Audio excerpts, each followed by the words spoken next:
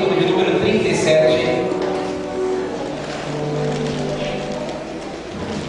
Livro do profeta Ezequiel, capítulo 37.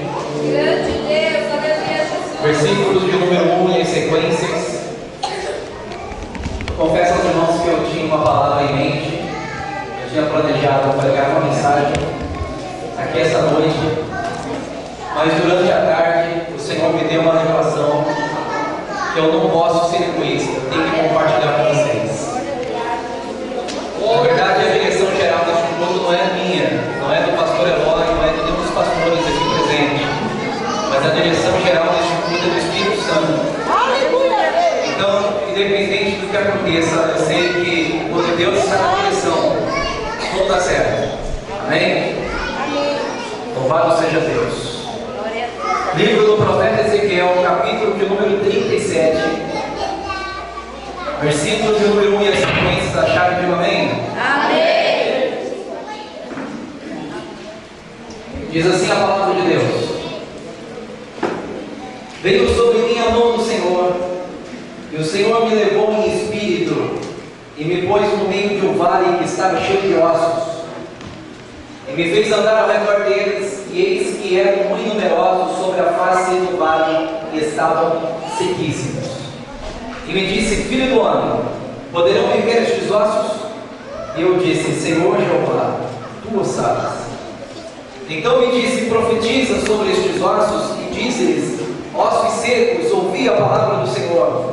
Assim diz o Senhor Jeová a estes ossos: Eis que farei entrar em vós o Espírito, e vivereis, e porei nervos sobre vós, e farei crescer carne sobre vós, e sobre vós estenderei pele, e porei em vós o Espírito, e vivereis, e sabereis que eu sou o Senhor. Então profetizei como se me deu ordem, e houve um ruído enquanto eu profetizava, e eis que se fez um reboliço, e os ossos se juntaram, cada osso ao seu osso. E olhei, e eis que vieram nervos sobre eles, e cresceu a carne, e estendeu-se a pele sobre eles por cima, mas não havia neles espírito.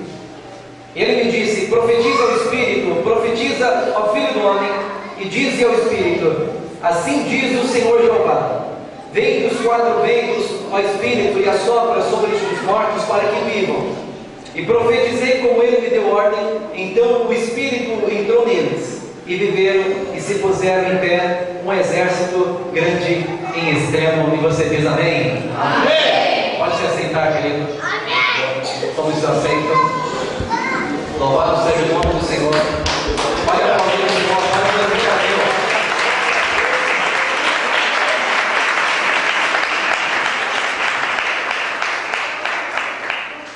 Nós estamos com uma palavra que trata sobre um assunto chamado vale. E se nós navegarmos na nossa memória, a gente percebe que existem muitos vales na Bíblia. Vales que trazem o seu significado, traz a sua tradução, traz um porquê. Ora, quem é que não conhece um vale muito conhecido chamado Vale da Sombra da Morte? Talvez não conhecido por experiência vivida, mas talvez conhecido por de tanto ouvir pronunciar, talvez por de tanto orar no Salmos 23. Quem é que nunca ouviu falar dos Salmos 23, onde diz respeito do Vale da Sombra da Morte?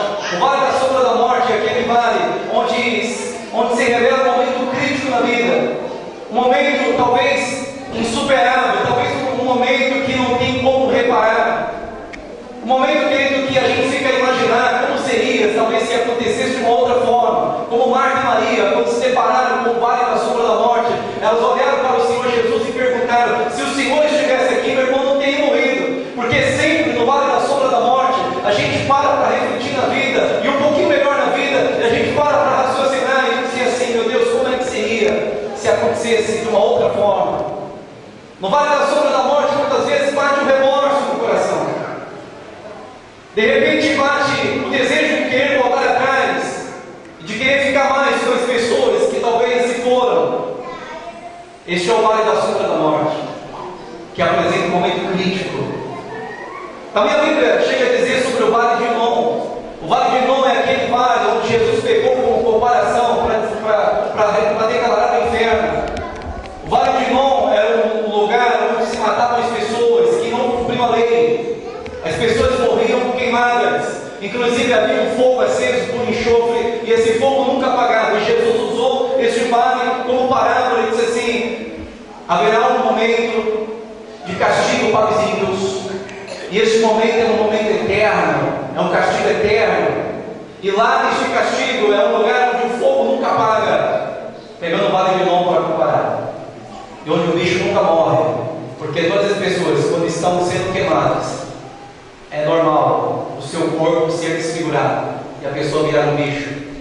O vale de Elon talvez apresenta aqui o vale das consequências pecaminosas, o vale onde as pessoas normalmente se deparam após pecar contra Deus.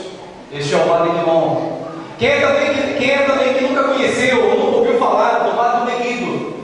O vale do Meguido, onde vai acontecer a guerra do Armagedon. O Armagedon significa o vale do Meguido, e vale do Meguido significa um lugar de multidões, porque ali vai se ajuntar muitas pessoas para combater contra Israel na guerra do Armagedon. O vale do Meguido, o vale de multidões, chamado pelo profeta Joel no capítulo 3, também é conhecido como vale de decisão, o vale de guerra, onde você precisa decidir na vida, em momentos de pelejas, em momentos de guerra, você precisa tomar decisões. Eu não sei, querido, em que tipo de vale você está atravessando, ou que tipo de vale você está vivendo. Talvez você está também dentro de um vale chamado Vale de Ossos Secos. O Vale de Ossos Secos é um lugar sinistro. E o que me chama a atenção no texto, na mensagem que ora prego nesse instante, nessa noite, é que Deus foi quem levou o profeta a este vale. É Deus quem levou o profeta para esse lugar sinistro. O versículo de número 1, o capítulo 37, logo no versículo de número 1, já começa dizendo a seguinte forma: e me levou o Espírito a um vale de ossos secos.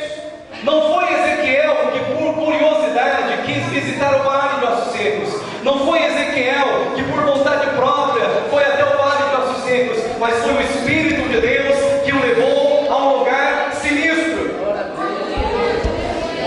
Porque muitas vezes somos levados pelo Espírito Santo a lugares que nós não queremos ir, mas o interessante, querido, é que nós não estamos sozinhos. O Espírito do Senhor é quem nos conduziu até lá. O meu coração teme e treme quando eu abro a minha Bíblia no Evangelho de Mateus, capítulo de número 4, e eu encontro logo no versículo de número 1 também, quando diz assim: e o Espírito do Senhor conduziu Jesus ao deserto. Muitas vezes somos levados para lugares que nós não queremos ir. Muitas vezes somos levados a lugares indesejáveis, a lugares, meus amados, que talvez nos provoquem dores, nos provoquem situações dolorosas, mas em nome de Jesus entenda, você não está aí por acaso. Deus tem um propósito contigo. Ninguém vai a lugar algum. Uma vez que entregou a vida para Deus, ninguém vai para lugar nenhum, a não ser que seja por algum propósito divino que Deus tenha estabelecido sobre a tua vida. Então, em nome de Jesus, não reclame da situação que você vive hoje, não reclame do vale que você se encontra hoje. O importante é que a sua vida está sendo conduzida por Deus. E quantos têm plena convicção disso, levante a tua mão e glorifique a Deus.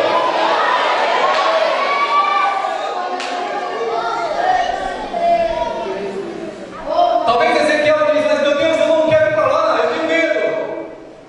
Porque quando falamos de vale de ossos secos, não estamos falando de outro lugar a não ser do cemitério. Ninguém aqui faz passeio no cemitério. Ninguém aqui tem um lazer, um entretenimento dentro de um cemitério. Cemitério é um lugar de tristeza, um lugar de marcas, um lugar de perdas. Ninguém visita cemitério para passear. Ezequiel está dizendo: Deus, eu não quero ir para lá. Mas sabe o que significa o nome Ezequiel? Deus da força. Querido, talvez você se encontre dentro de um vale hoje, um vale de ossos secos, um vale do Meguido, um vale da sombra da morte. Eu não sei qual é o vale que você se encontra hoje, mas em nome de Jesus entenda, você não está passando aí sem força alguma. Deus te dá força, Deus te fortalece. Você não vai passar ali sozinho, solitário, espiritualmente falando. Deus está contigo, e Ele estando ao seu lado, Ele te dá força, querido. O nome Ezequiel significa Deus dá força. Em nome de Jesus você vai atravessar esse vale, você não vai ficar aí prostrado, caído, porque Deus dá força para você atravessar. Quando você reconhece isso, em nome de Jesus, levante a tua mão, glorifique a Deus.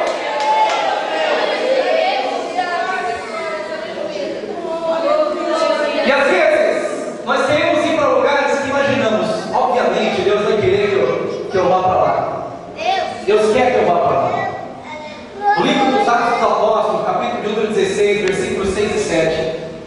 Bíblia diz que Paulo queria pregar na Galácia, na região dos Gálatas.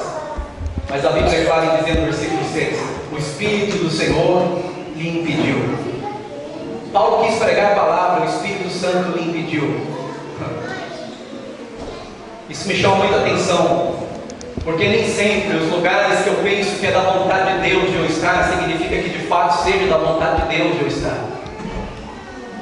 Não é porque você está fazendo a obra de Deus que significa que você esteja fazendo a vontade de Deus. Paulo quis pregar a palavra de Deus, era uma obra de Deus na terra, inclusive uma obra evangelística, mas de repente, talvez por um propósito que a gente não conhece, o Espírito Santo de Deus não lhe permitiu. E de repente Jesus, ou talvez Ezequiel, não queriam ir para o vale. No caso de Ezequiel, talvez Jesus não queria ir para o deserto, humanamente falando. Talvez ninguém quer ir para esses tipos de lugares, mas de repente o Espírito Santo nos conduz para esses tipos de lugares. De repente você imagina, não, mas Deus quer que eu pregue a palavra, eu vou para a Galácia, eu vou para a região dos Gálatas, eu vou pregar, mas nós encontramos um texto de Atos 16, versículo 6. O Espírito Santo não lhe permitiu. O importante, querido, o resumo de tudo isso que eu estou falando aqui nessa introdução, o importante de tudo isso é você andar na direção de Deus. E eu creio, particularmente falando, que se eu estou ministrando aqui nessa noite, dentro da permissão de Deus, é porque nós estamos na direção de Deus, e na direção de Deus as coisas acontecem, cooperam juntamente para o bem, daqueles que amam a Deus. E nessa noite, querido, essa palavra não está sendo em vão, essa palavra não está sendo pregada de forma aleatória, mas no nome de Jesus eu creio que essa palavra está encontrando guarida, está encontrando lugar onde ela possa repousar e frutificar. Eu creio em nome de Jesus que Deus tem um propósito para essa palavra sobre a sua vida, e quantos podem receber e dar guarida a essa palavra? Levante a mão, glorifica a Deus. E estando Ezequiel dentro do vale, Deus faz uma pergunta para ele que não cabe a ele responder. Ezequiel, podem esses ossos reviver? O que eu não sei fazer, o que eu não sei, as coisas que eu não sei o que está acontecendo, eu não vou ousar dizer, nem palpitar. Ezequiel, podem esses ossos reviver? Ezequiel, João sem braço, tu sabes sim, eu não sei. Querido, as coisas que não concernem a você, as coisas que não te competem, não ouse pôr as mãos. Se você não pode ajudar, não atrapalhe. Se você não pode ajudar, não critique. Se você não quer ajudar, saia do caminho, deixe as pessoas fazerem. Não atrapalhe, porque Deus tem uma obra, essa obra não pode parar. Quer seja por você ou por meio de outras pessoas, essa obra vai continuar. Então, se você não quer fazer, saia do caminho. Ezequiel, muito inteligente, falou: Deus, tu sabes, porque Ezequiel entendia: se não compete a mim, cabe a Deus. Deuteronômio capítulo 29, versículo 29. As coisas encobertas são para Deus, as coisas ocultas são para o Senhor, as reveladas são para nós. Então, o que não nos compete, querido, não vamos ousar dizer, não vamos ousar fazer, porque não nos compete, não nos cabe fazer. Então, colocaremos nas mãos de Deus, e Deus, sabendo o que pode fazer, sabendo o que sabe fazer, Ele vai realizar, Ele vai concretizar. E quantos podem ter nisso? Levante a mão, dê glória a Deus. Então, aqui tem um manual. Chegamos no vale, o que fazer dentro do vale? Aleluia. Quando nos deparamos com os vales, o que fazer? O manual diz: profetiza. Ezequiel, olha para esses ossos, profetiza, porque eles vão reviver. Ezequiel talvez olhou e disse assim: Senhor, meu pai era sacerdote, eu estou acostumado a profetizar para pessoas vivas. Profetizar para ossos secos é loucura. Eu estou acostumado a pregar a bênção. Eu estou acostumado a louvar enquanto as bênçãos estão durando. Eu estou acostumado a profetizar enquanto eu estou vivendo um tempo de bonança. Mas, querido, Deus quer nos ensinar que existe um momento em que você precisa aprender a profetizar com um caráter mais fluido. É exatamente no momento do vale. Lá no templo, onde estão cheios de pessoas, você profetiza. No vale você aprende a profetizar. Lá no templo, talvez você não dá muito valor a cada momento do culto, ou cada dia de culto, mas no vale você talvez para refletir e para dar valor a cada momento do culto. O vale talvez aqui representa aqueles momentos que talvez nos deparamos com a enfermidade, somos internados no hospital, onde ninguém vai nos visitar, onde ninguém vai lá nos ver, e de repente a gente não pode ir para o culto, porque fica muitos dias lá internado, e bate aquela saudade da igreja. Lá não tem ninguém, somente as pessoas gritando com dores, lá não tem ninguém, apenas as pessoas gemendo por causa das enfermidades. Então nesses vales a gente aprende a valorizar cada momento do culto. É dentro dos vales que a gente dá valor às coisas que Deus já nos concedeu. Profetiza, Ezequiel. Então ele começa a profetizar. Ossos secos, ouvi a palavra do Senhor. E a Bíblia diz que no momento que Ezequiel profetiza, os ossos vão se juntando, cada osso ao seu osso. Não foi uma bagunça, não foi uma baderna que aconteceu ali, querido. Foi uma organização de Deus, porque a Bíblia diz que juntou-se cada osso ao seu osso. Não foi o osso de fulano que se juntou ao osso de ciclano. Não foi uma bagunça.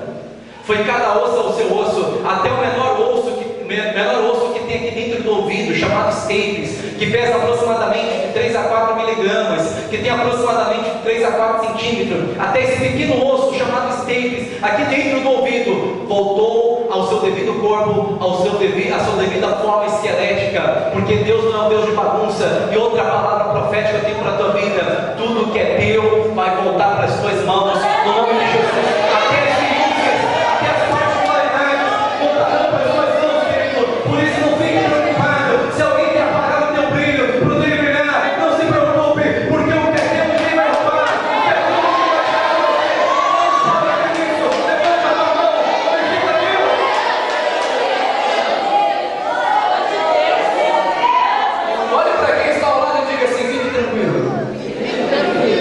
O que é teu? Ninguém vai roubar. Juntou cada osso ao seu osso, todos os 206 ossos do corpo humano. Juntou cada osso ao seu osso. O que é teu, ninguém vai roubar. E existem bênçãos da vida que são únicas e exclusivamente reservadas para a tua vida. Jesus disse assim: havia muitas viúvas na cidade de Sarepta, mas somente aquela viúva que Elias foi enviar. Havia muitos leprosos na época de Eliseu, mas somente Naamã foi curado pelo profeta. Existem talvez muitas pessoas onde você trabalha, aonde você mora, com os mesmos problemas que você tem, mas Deus vai visitar hoje no seu lar. Existiam muitas pessoas em Jericó, que moravam em Jericó, existiam muitas casas em Jericó, mas somente na casa de Zaqueu que Jesus entrou. Hoje Jesus vai entrar na tua casa, no meio de tantas casas que tem a rua que você mora. Deus vai entrar lá e vai declarar salvação, vai declarar vitória. Meu querido, se você quer essa palavra, então reage, levanta a tua mão, glorifica a Deus.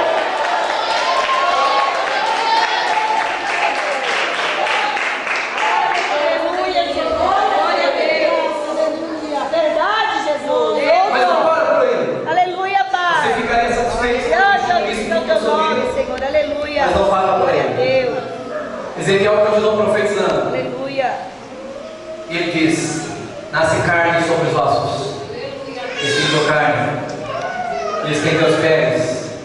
Existem 4 principais tecidos de pele no nosso corpo: o tecido epitelial, o tecido conjuntivo, o tecido nervoso e o tecido muscular. Deus tremendo. Esses 4 principais tecidos do nosso corpo representam as 4 principais áreas da nossa vida: área espiritual, área familiar, área ministerial e área financeira. Essas 4 áreas regem todas as demais áreas da nossa vida. A área espiritual, vida com Deus, isso é prioridade. Isso é primazia nas nossas vidas, ou pelo menos precisa ser.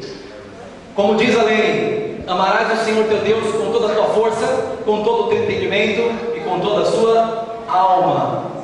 Você precisa colocar Deus como prioridade na tua vida. Salvação é prioridade, vida com Deus é prioridade. Você precisa aprender a priorizar a tua vida com Deus. Tem gente que abre a mão de Deus muito fácil, irmão. Tem gente que nega Jesus por pouca coisa. Tem gente que deixa de ser fiel por minúcias, por particularidades. Eu não vou mais para a igreja porque o pastor passou e me esqueceu de dar paz do Senhor. Meu querido, para com essas frescuras. Deus está te ensinando a passar pelo vale de cabeça erguida, meu querido. Você precisa ser forte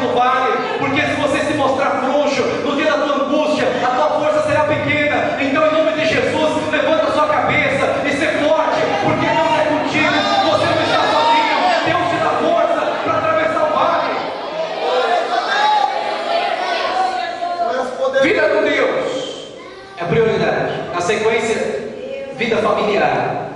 Você talvez já tenha ouvido falar que a igreja começa na família.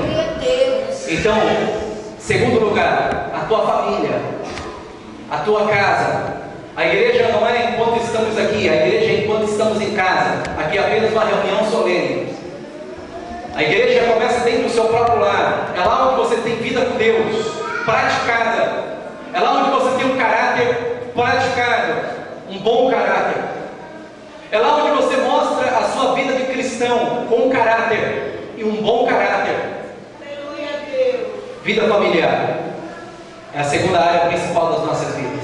Na sequência, vida ministerial, a vida na igreja, o serviço da igreja, o serviço ministerial. Em quarto lugar, a vida financeira. Então Ezequiel profetiza e de repente aqueles ossos são revestidos por quatro principais tecidos: tecido epitelial, tecido conjuntivo, tecido nervoso e tecido muscular. Esses quatro tecidos representam essas quatro principais áreas das nossas vidas. Deus vai revestir a tua vida no nome de Jesus. Mas essas quatro principais áreas serão abençoadas, serão tocadas pela mão de Deus. Em nome de Jesus, a sua vida com Deus será muito melhor do que foi no ano anterior. A sua vida familiar será uma bênção, com muita harmonia, com muito amor, com muita paz dentro da sua casa. A sua vida ministerial vai frutificar, querido. Ela vai crescer. A tua vida financeira, consequentemente, vai expandir. Deus vai prosperar a obra das suas mãos. Você vai tomar posse do impossível. Em nome de Jesus, levanta a tua mão e acate essa profecia. Não importa a sua história.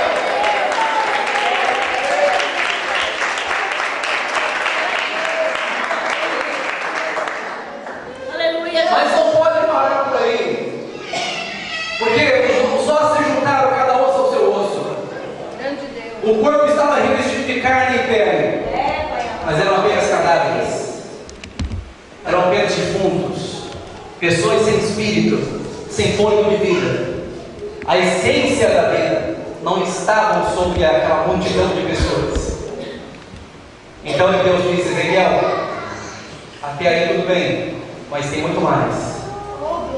Profetiza agora, Ezequiel, ao Espírito, e diga para o Espírito: assopra os quatro cantos da terra, os quatro ventos da terra, sobre estes mortos para que vivam.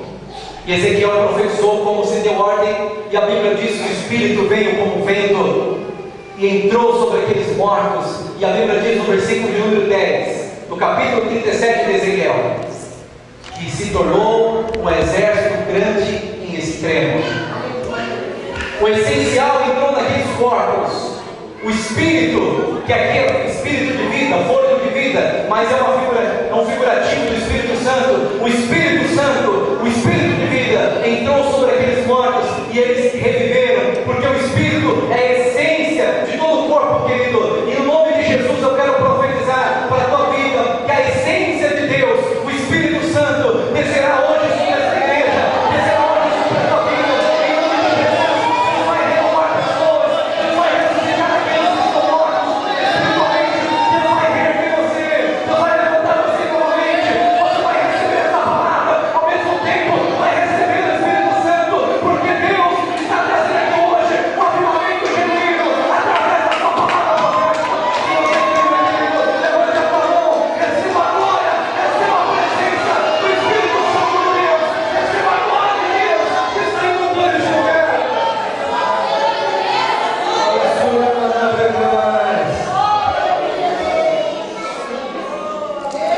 Um grande exército estava pronto. Ezequiel chegou no vale sozinho. Diga isso para quem está ao lado. Diga: Ezequiel chegou sozinho no vale. Mas o versículo 10 diz que agora está com um exército grande e extremo. Querido, se você profetizar, se você abrir a tua boca e declarar profeticamente para a tua casa que Deus vai dar vitória, que Deus vai entrar com providência, Deus vai parar juntos as tuas palavras e vai cumprir as palavras da tua boca, porque Deus não vai te envergonhar e nem te deixará envergonhado. Deus vai honrar as tuas palavras e vai fazer com que tudo o que você disser de forma profética e com fé, Deus fará cumprir todas as tuas palavras, querido. Deus vai cumprir o nome de Jesus. Talvez você está aqui vindo para a igreja sozinho, talvez você está aqui para a igreja solitário, humanamente falando, talvez você está sem a sua família na igreja, talvez as pessoas da sua casa não estão frequentando a igreja, não estão cultuando a Deus com você.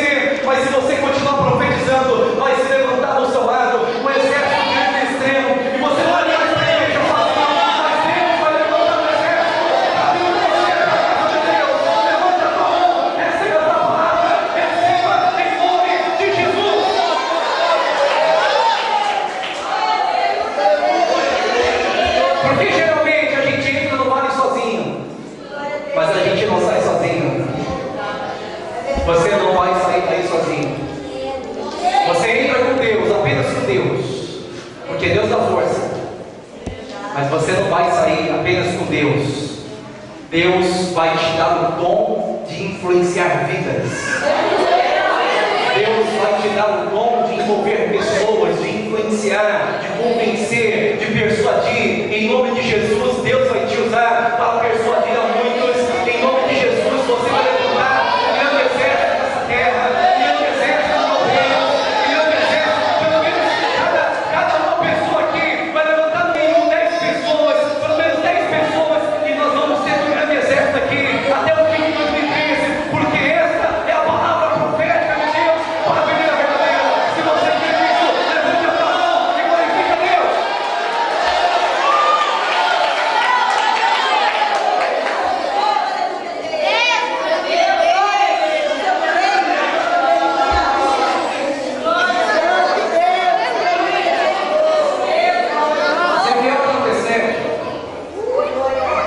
Ezequiel capítulo 37.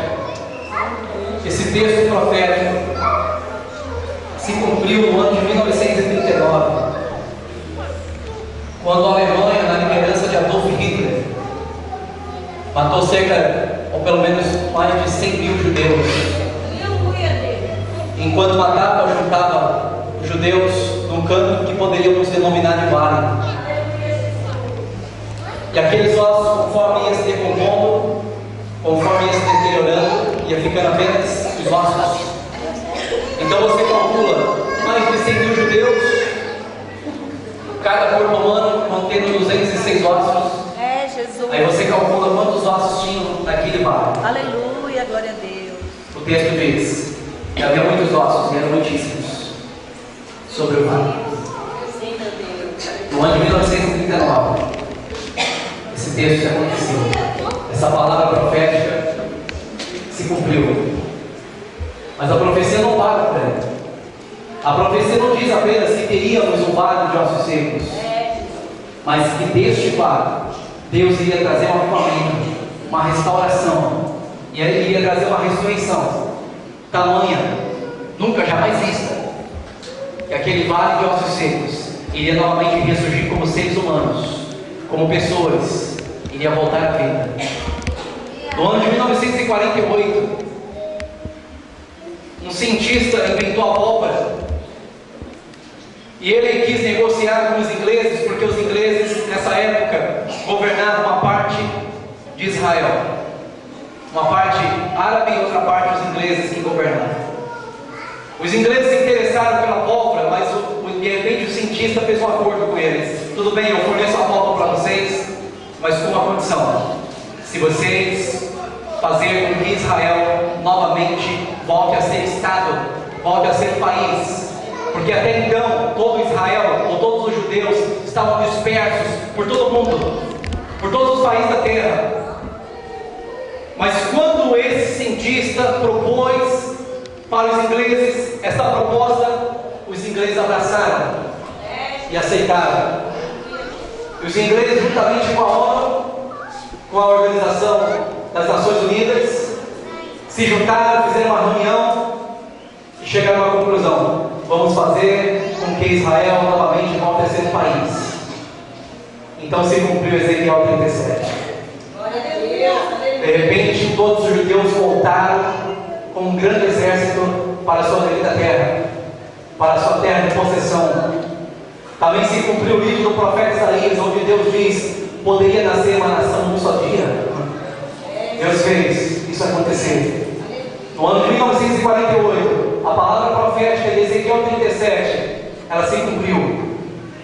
O que eu quero dizer com isso é que talvez a tua vida hoje está talvez como o ano de 1939 para os judeus, um ano de mortandade, um ano onde a morte está assolando em todas as áreas, na área física, na área espiritual. Mas Deus tem uma promessa para você. Deus tem falado contigo por meio de profecias. Talvez Ezequiel não imaginava que a sua profecia ia demorar tanto para acontecer, mas não importa o tempo, querido, o importante é a fidelidade de Deus com a sua palavra.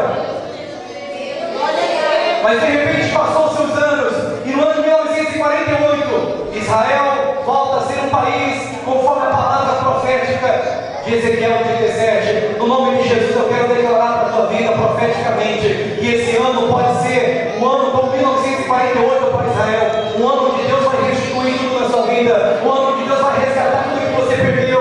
Deus não vai te deixar nesse vale frustrado, morto, caído, perdido, mas Deus vai ressurgir na tua vida com grande poder e glória. Então levante a tua mão, porque ela tem aí uma palavra profética sobre a tua vida, conforme está escrito em Isaías capítulo 60. Levanta-te e resplandece, porque ela vem tua luz e a glória do Senhor vai nascendo sobre ti. A glória do Senhor vem nascendo sobre ti.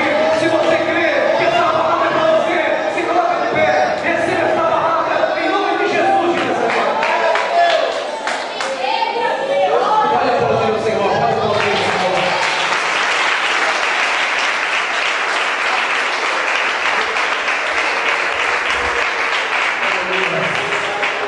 Eu quero fazer uma oração por você. Nós estamos hoje no último dia do mês de janeiro, no último dia do primeiro mês. Olha aí, no dia 31 de janeiro de 2013. Entenda o que eu vou dizer para você. Talvez 2012 para você foi como 1939 para Israel. Um ano de morte, um ano de perda, de frustrações. Mas 2013 é um ano de restituição, é um ano de completude. Talvez 13 para algumas pessoas é o número das áreas, mas 13 para mim são os 12 apóstolos mais Jesus. E Deus vai trazer um ano de vitória sobre a tua vida. Bem-vindo a um ano de vitória de Deus sobre a tua vida. E só para consumar as minhas palavras, eu quero fazer uma oração com você. Levante a tua mão. Você que quer tomar posse dessa palavra, você que quer tomar posse deste mistério de Deus para a tua vida, levante a tua mão. Fecha os teus olhos, fecha os teus olhos. Com toda a sua sinceridade, com toda a sinceridade da tua alma, do teu coração. Olha a Deus nesse instante. Diga a Deus, eu quero ter um ano melhor. Diga a Deus, eu não quero mais viver de milagres, eu quero viver a tua promessa. Porque milagres acontecem todos os dias, mas a tua promessa só no tempo certo. Eu quero viver a tua promessa. Declare isso para Deus hoje. Não aceite, querido, que o diabo roube e fique definitivamente roubado, mas clame hoje a restituição de Deus. A restituição de Deus para a tua casa, para a tua família. Ela pode acontecer hoje, se você hoje sinceramente orar a Deus e dizer para Deus: Deus, eu preciso que o Senhor cumpra em mim esta palavra, em nome de Jesus. Diga isso para o Senhor. Comece dando glória, vai dando glória, vai dando glória. Abre a tua boca em alto e bom som, vai dando glória a Deus, vai dando glória, vai dando glória. Oh Espírito Santo, Espírito de Deus, nós clamamos aqui nessa noite a tua providência, Deus, a tua provisão. Oh Deus, muitas vezes atravessamos vales da vida, muitas vezes atravessamos por situações indesejáveis da vida, Deus.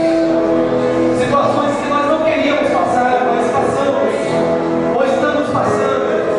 Mas eu quero profetizar hoje para o teu povo, inclusive para a minha vida também, Deus, que hoje, especificamente hoje, porque hoje pregamos essa palavra e eu creio que essa palavra não vem aqui em vão. Por isso, em nome de Jesus, eu declaro que hoje, Deus, nesse dia específico, nessa data específica, o Senhor determinou uma restituição, o Senhor determinou um avivamento, o Senhor determinou a cura, o Senhor determinou o milagre. Nós vamos sair daqui hoje tomando posse de tudo aquilo que o Senhor sonhou para as nossas vidas, que o Senhor sonhou para a nossa casa. Em nome de Jesus, ó Pai, confirma a tua promessa, confirma os teus milagres, para a glória do teu nome, para a glória do teu reino, para a glória do seu poder. Em nome de Jesus, nós te louvamos, ó Deus, em nome de Jesus. Amém. Aplauda o Senhor bem forte.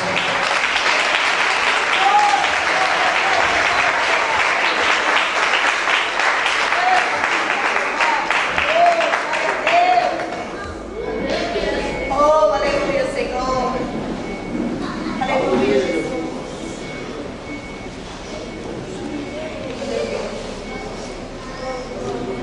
Glória a Deus. Todo o grupo visto dentro de Deus, quero cumprimentar na igreja do Senhor,